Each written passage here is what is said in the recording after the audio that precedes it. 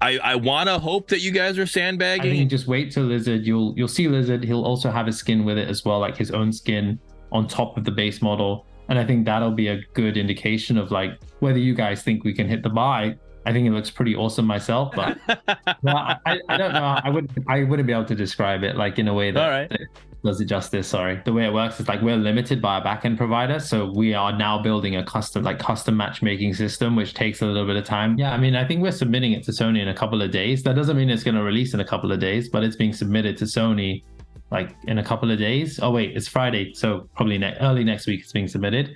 And so then it definitely will be this year. Let's just say Lizard is releasing on.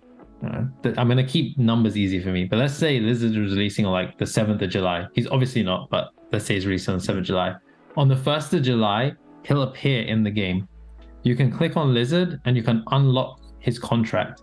When you unlock his contract, every game you play will earn progress towards unlocking Lizard. Hello and welcome back to the channel. I'm Krashy, and today we're going to be diving into a discussion video talking about the most recent Predcast, which featured a panel of the original host, the Bearded Wolverine, Windu the Mace, Joe yours truly, as well as Pinzo Dunzo, and the CEO of Omeda Studios, the studio in charge of creating Predecessor, Robbie Singh, or RGSACE. Now, I want to kind of touch on some of the key takeaways that I got from this and give you my overall opinion and thoughts about where we are with the game, what kind of information we have, what the communication level's like, and ultimately, what my perception of things are going forward. As you know, in the past, I have been, I don't like the word negative, but I've been, pretty critical of where we are with the game, and just kind of trying to find the way to provide feedback and be pretty critical in a way that moves the game forward, or at least just shares my opinion. That's always my thing, right? Like I'm not I'm not a game dev. I don't do anything other than just share my opinions. I'm just a guy that shares his opinions. And if you appreciate me and what I do, then that's what you're here for. So drop a like in this video and subscribe to the channel for future Predecessor content. Let's go ahead and dive right into it. So first and foremost, I'm going to kind of anecdotally talk about my opinion of how the entire feel of everything felt, of the entire stream of the communication we got from RGSACE and, seemingly from Omeda Studios on the game as well. It was great. It was very great. It almost feels like a naivety of me to kind of speak so highly, because that's what this video is going to do. There's going to be quite a bit of praise, I believe, in this, but there's a very specific word I want to use here, and I was going to maybe wait to use it, but I don't see why. The experience of that Predcast with Robbie on was very rejuvenating. It was very insightful. Rejuvenating specifically to say that it felt like there were so many like little bitty nuanced things that we just didn't understand, or we didn't have what felt like a really real conversation, a conversation that was grounded in the trust and the respect that you would have with, say, like a friend, right? And the reality is that, like, while we're just players of the game, absolutely, we're just players of the game, we're in early access, and we have like a player base of probably, let's say realistically overall, we probably have like a player base of like around 3,000, 4,000 players total, not concurrent, but like total, that kind of engage consistently. And when you go to these kinds of streams, these like, the community areas where like people that are very invested actually kind of interact with each other, it's usually like a few hundred people at max, right? That's like the very close-knit group of people that really love Predecessor. And I'm not saying other players don't love Predecessor, but we're the ones that are deeply invested and really care and want to be involved in all of it.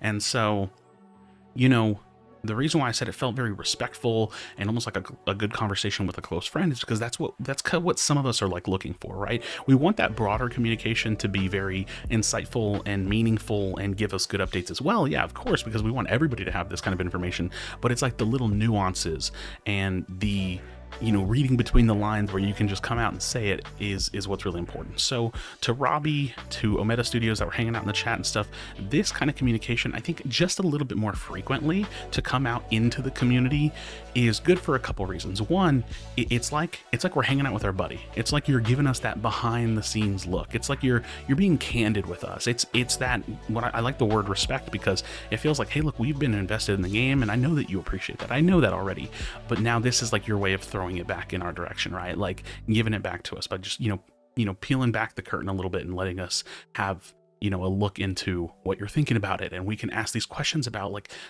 how do you can you speak to the confidence, and what do you think about the pace, and like how do you think things will change, and we got really deep dive into it. Now the reason why I'm not just going to pull up a bunch of clips, I might throw a few clips in this, or maybe even through them at the start, I'm not sure, is because I want you to go watch this whole episode. There was 2 hours of great content. The early part's a little bit slow, kind of introductory, the end is a little bit outro-y, so there's probably like a solid hour 40 of just great communication. And I was very active in chat. Lots of community members were very active in chat. The panel of hosts and members on were very engaging and asked great questions. And like I said, I do want to talk about some of my key takeaways about this whole thing, but again, very rejuvenating. I have a lot of trust restored and a lot of hope restored in the future of the game, at least in the attempt of execution, right? Like nobody, including Ometa, can say, hey, we know this game's going to blow up and be big or be successful. We just can't do that. But what we can do is be on the same page with our expectations. We can, have strong communication with one another. We can have trust and respect with one another and continue to be working together, right? Like I'm not, a staff member, a tester, a game dev, but I do provide feedback, and I like to think that that's helpful. So some of my key takeaways were Robbie saying that the game is going to be on Xbox. Now it still was a little unclear like when, but that's for all of console, right? Like we don't really know when console's coming out, but he said that they're like submitting, I guess, certification or submitting something to Sony next week, which doesn't mean it's happening next week, but it's going to really start the process, right? So console is coming this year, and it's still a little bit of a looming question about Xbox and when that's coming, but he confirmed that Xbox is coming, which, when you don't have that said, Ometa Studios might be listening to this video right now thinking, wait, really, y'all were concerned about that? But yeah, it's true. When it's, even though it's something that probably doesn't need to be said, when it's not said, it leaves room for speculation. And so there definitely was like a small pocket of people, myself kind of included, where it was like, I really hope they don't make this a PlayStation exclusive for some reason, right? I don't know why they would or why you would, but it definitely kind of crossed my mind a little bit that it could be a PlayStation exclusive. And so hearing that y'all are, developing for like last gen consoles all the way up to current gen, and that it's moving along well, like truly it's kind of a reiteration of the way that y'all have said things in very like PR kind of ways, where you're kind of saying it in a more like formal setting, but this, like, again, felt like a very close conversation where you're like, hey, look, this is chugging along, this is what we submitted this to Sony, and you're not being super concrete on when you expect to come out, but you're giving us more. And I think that that's where that kind of appreciation level can shine through. So console is on the way. Now they talked a lot about skins. Now skins are it's an interesting topic, because my position has definitely been that I think that we're not going to see changes in the pricing of skins until we have like the broader player base of like free-to-play people and console players playing the game, because it would kind of make sense. It would be a smart business move to see and get more data on whether or not people are spending, right? Like right now, the player base that you have is mostly, I would say, at least the vocal minority, is mostly saying, hey, look, these skin prices are a little too expensive. But I do think that from a business perspective, it kind of makes a little bit of sense to get some of that bigger data in there. So I'm a little concerned about that to some degree, just to say, like, I do think that these are overpriced, and I do think that they could come down a little bit.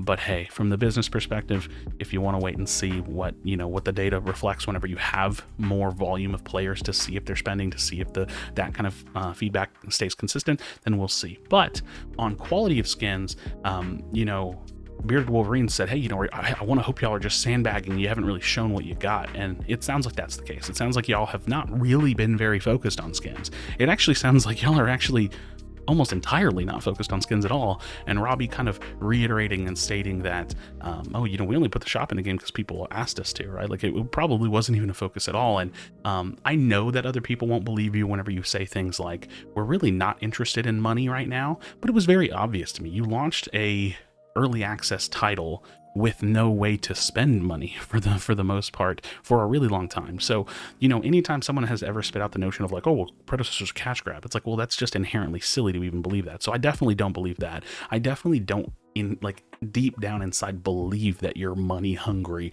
or trying to find ways to exploit us. I think there's discovery in all of this, right? I think that there's discovery in the pursuit of building a great game, especially as a company or a studio that's very, I feel like this word has a negative connotation, but amateur to what you're doing, right? Like you're very amateur in the sense that this is your first title. So there's a lot of discovery and a lot of growth to be had from the side of Ometa. And I think that that's completely fine in the regard of skins. So we do have a little bit of information to know that Lizard is getting a really crazy skin, and Robbie, even to the point of not being able to explain it, he was like, look, any explanation I would give just wouldn't do the skin justice.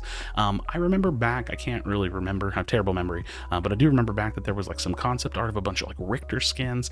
I know that Ometa's talented. I've always known that Ometa's talented, and I'm very excited to see what y'all have in the form of the skin department. Now, let's quickly jump to a bigger topic, which is that of matchmaking. Now, here's my opinion. I'm very heavy-handed on my criticism of matchmaking because it feels bad to play the game in that certain way where the matchmaking is just not good. But I'm also very understanding and literal when I say that I understand, like I know that matchmaking is so very dependent on not only building and operating and, you know, developing a good system, but because of player volume. That is very much so the case. You need good volume queuing at the same time with lots of people to spread out those, you know, buckets at different skill levels. That's just the way that it is. You need that. And so I totally get that. So complaining about matchmaking in our current scenario, it makes sense to complain about it because it's not good. But it also, at the same time, equally doesn't make sense to complain about it because it's not because of the circumstances of where we are with the game currently. We're not released. We don't have that large player volume, and you know, there's really not much to be said. That said, Robbie giving us more information to say that they're kind of bottlenecked. I forget how exactly he worded it, but they're kind of bottlenecked by essentially their infrastructure, the way that they've done matchmaking in the past, and they're currently rebuilding it or building a version of their matchmaking entirely themselves, where they can like cut out a middleman partner and push changes on their own. So TLDR, big matchmaking changes coming. Sounds like it's been a pretty big undertaking, and that's always good to hear. So just, it's one of those give us time kind of things. And again, we hate to hear that, but it's like the nuance of telling us what exactly we're waiting on, I think is the difference maker there, or just the whole feel of this entire conversation, which felt you know, very insightful. So one of the next big things for me, and probably the last thing that I'll touch on in this video, because again, I do absolutely urge that you go and take a listen to this entire episode, find a couple hours to spend and listen to it, was about hero acquisition. Now, and essentially business model, right? The business model of the game. How do we pay for things? What do we do? So let's run it back a little bit in time. Let's go back in time a little bit to understand that, and I want to be very clear here because people get this wrong all the time. You did not just pay to get into, or like to pay to buy the game. That's not really what you did. You did because paying for the bundle like afforded you or got you early access into playing the game, but you bought the bundle. I think that this is a very, very important distinction to make that I often see people get wrong. Probably 90% of the time people forget this for some reason. You bought the bundle, which gave you early access. You didn't buy the game. That's not the same thing. They're entirely different. So what was the bundle? Well, I'm not going to dive into all the specifics of the 3 different bundles, but essentially the bundles came with 25 heroes and some exclusive content, as well as access to the game. So with that knowledge, we knew that the heroes were supposed to stop being free or stop being given to us at 25 heroes, which Moragesh and Greystone now have crossed that line, and they have both communicated when those heroes released, Moragesh and Greystone, that those heroes were going to be given to us for free. So that begged the question of business model and monetization and hero unlocks, hero acquisition. That's the word I'm looking for. And so in one of the, I think it was the season 2 roadmap, one of the topics that was listed, one of the points that was listed was heroes acquisition. So there's always just been this looming question of, well, what is the business model? What is the hero acquisition? Now, me coming from other MOBAs, I was pretty confident in saying that, listen, this is what's going to happen. They're going to build a free-to-play currency. That free-to-play currency is going to have an associated cost with probably most content in the game, that being emotes, any kind of customization, graphical, banner card, this, that, the other, and as well as skins and heroes. So you might spend $10 worth of platinum on a hero to unlock it, but you would spend 20,000 shards or 15,000 shards, you know, whatever. I'm saying it like that on purpose because it's hypothetical, to unlock the hero, which you unlock those shards by just playing the game. Now, we have information to know that that is not the business model, or at least not exactly in that way. So it does sound like we're going to get a version of free-to-play currency. It definitely does, but it wasn't entirely clear on that. But we do know that you will not be purchasing new heroes with free-to-play currency.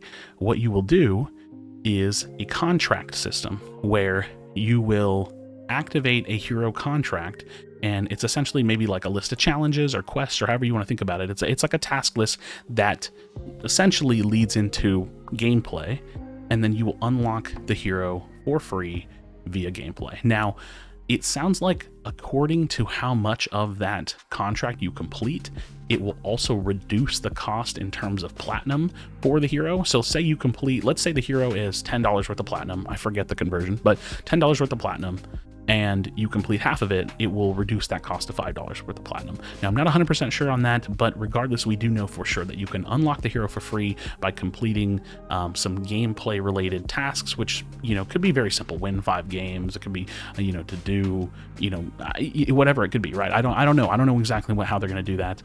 But it's going to be a free path to unlocking the hero that you can pursue, or potentially just buy the hero outright for, you know, the kind of a retail cost or the kind of like prorated cost, depending on how much you actually interact with the contract. I love this. It is essentially a very similar system to grinding the game for free-to-play currency and unlocking a hero, but the key takeaway from here is that we got information about it. You know, this has been something that's definitely been on our mind. It's been something that we've definitely been curious about. You know, when is the free-to-play currency coming out? Because that's also something to grind for.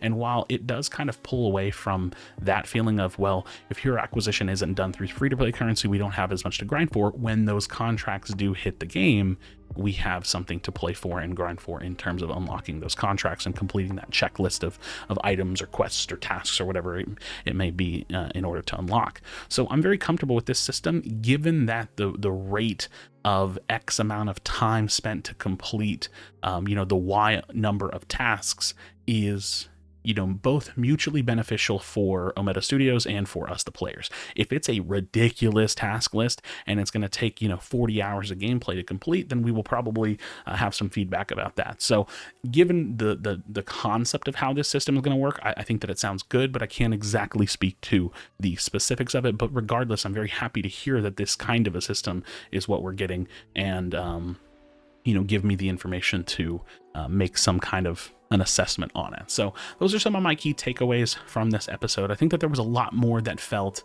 impactful just in small bursts, right? Where you would get a bit of information and then we talk about it. You know, they dive into it for a little bit and you hear an opinion and you kind of hear the passion. And one thing I want to say to Ometa Studios, the reason why I think this kind of communication is good is not just because it feels like we're getting the nuances, you know, the between the lines kind of explanations, but it also it showcases your personalities. And I think that in this open development kind of path and style that y'all have chosen, you almost, some of you, not everybody at Ometa, but you almost have put yourself in a position where you are not just developer or, you know, Ometa Studio staff, you're also kind of like a little influencer.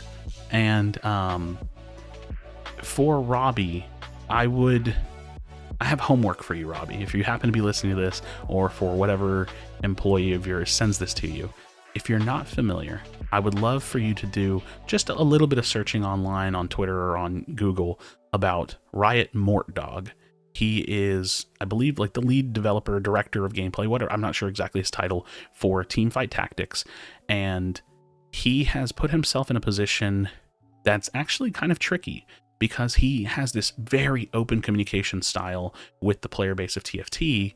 And it's amazing. I've been a fan of TFT for a while, and I love the work that he does, to the point where he's like a streamer, he's an influencer, he posts videos, but he's also like the main guy that, you know, dives into the game and, you know, does so much, you know, creative, you know, director-like work on the game.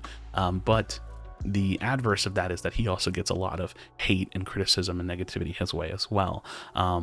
So, you know, I implore you to kind of research him and look into him, because I actually find that I think that you've kind of put yourself in that same position as well, which to say for, you know, the reasonable people who are not just going to jump online and only spew hate is a very appreciated and welcome thing. For me, I don't like to think of myself as someone that spews a lot of hate, but I definitely get very, very critical and even overly emotional. And, for that, I'll definitely apologize over and over again. I try to be a very grounded and nice and kind person, but sometimes I can definitely get way too frustrated. And again, it's not really acceptable, but it's, one of my weak points as a human being.